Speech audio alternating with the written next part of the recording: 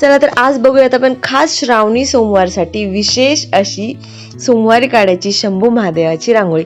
अगदी सोपी 5 ते 5 टिपक्यात होणारी ही रांगोळी आहे। अगदी 5 मिनिटात ही रांगोळी आपल्या दारात कितीही छोटी जागा असू द्या तेवढ्या जागेत आपण ही छान सुरेख रांगोळी काढू शकतो।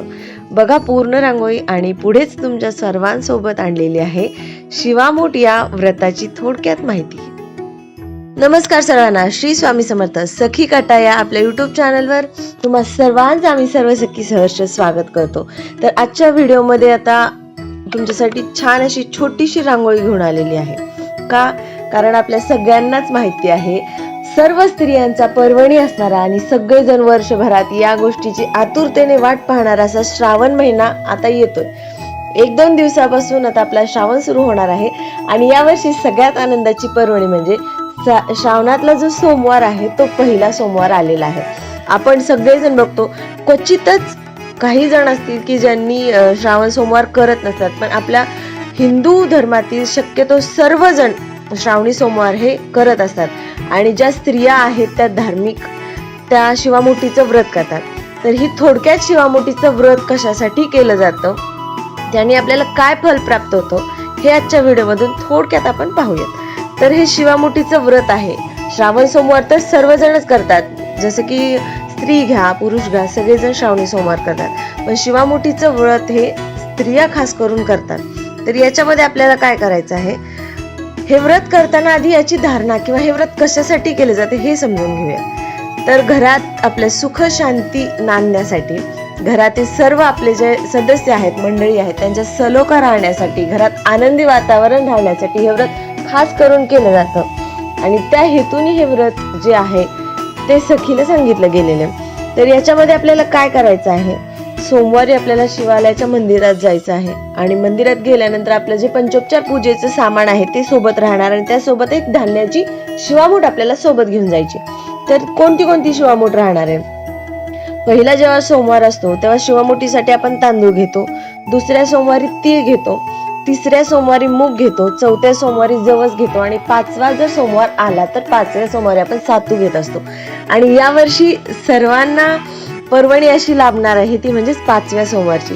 यावर्षी आपल्याला 5 शिवामूठ शंभू महादेवाला अर्पण करायची संधी मिळालेली आहे। तर हे प्रत्येक धान्य आपण प्रत्येक सोमवारी वेगवेगळ्या मंदिरात घेऊन जायचं, भगवान शंकराची षोडशोपचार पूजा करायची आणि ही शिवामुठीची धान्याची मूठ त्यांना आपण आपल्या मुठीत घेऊन अर्पण करायची। ही जेव्हा आपण शिवामूठ त्यांना अर्पण करतो शंभू महादेवाला, तेव्हा आपण आपल्या मुखातून तोंडातून म्हणायचे, शिवा शिवा महादेवा माझी शिवामूठ ईश्वर देवा, सासू सासऱ्या दिरा जावा ननन जावा भ्रातारा, नावडती आहे ती आवडती करार देवा, असं म्हणून मनापासून आपण ही पूजा करायची। घरात जर थोडाफार वादविवाद कलह असतील तर या उपासनेने नक्कीच कमी होतात, शांत होतात। तर हे व्रत किती दिवस करायचं, काय करायचं, तर हे कमीत कमी 5 वर्ष आपल्याला हे व्रत करायचं आहे शिवामुठीचं। 5 वर्षानंतर आपण त्याचं उद्यापन करून घेऊ शकतो। पण आमच्याकडे कसं पद्धत आहे, आमच्याकडे जे आमचं ग्रामदैवत आहे ते शंभू महादेवाचं आहे, सिद्धेश्वर महाराजांचं, त्यामुळे आम्ही या शिवामुठीच्या व्रताचं उद्यापन नाही करत। शक्यतो सर्व स्त्रिया या दरवर्षी नित्यनेमाने शिवामुठीचं व्रत करतात आणि खूप छान अनुभव सगळ्यांना या शिवामुठीच्या व्रताचा येतो। सर्वांनी जर अजून करायची नवीन कोणाची इच्छा असेल त्यांनी नक्की करून बघा। कहाणी दिलेली आहे, कहाणी वाचा, कहाणीत आपल्याला खूप छान माहिती सांगितलेली आहे।